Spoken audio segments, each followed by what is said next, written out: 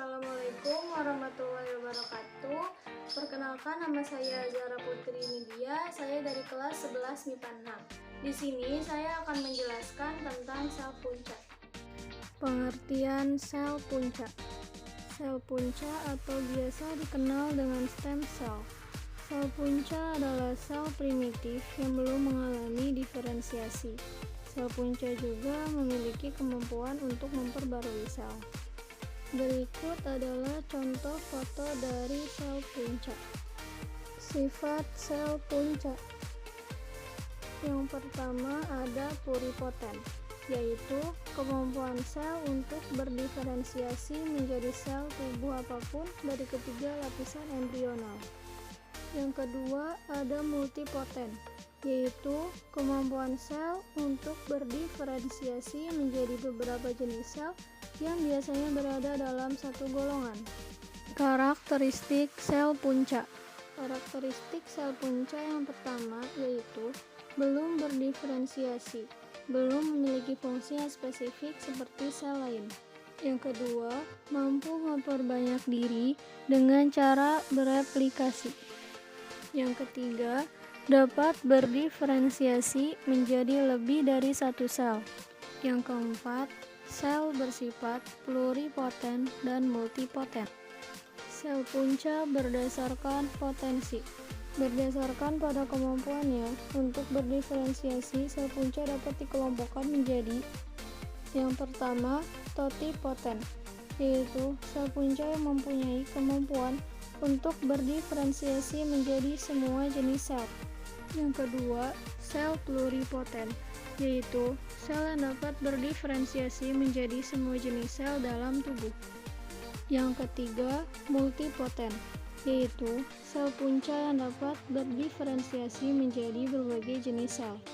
Yang keempat, unipoten, yaitu sel punca yang hanya dapat menghasilkan satu jenis sel. Jenis sel punca. Ada dua jenis sel punca. Yang pertama, sel punca embrionik, bersumber dari makhluk hidup.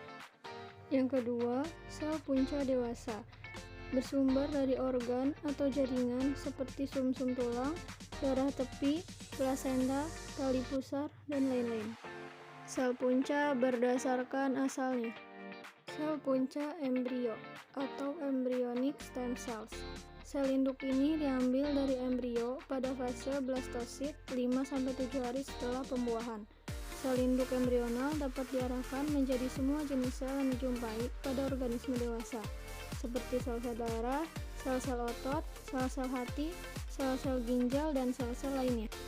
Sel germinal atau benih embrionik.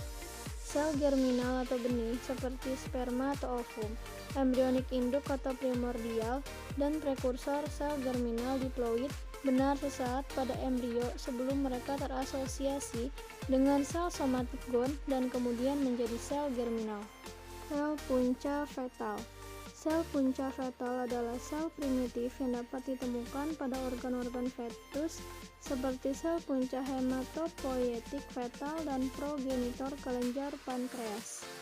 Sel punca dewasa. Sel punca dewasa mempunyai dua karakteristik.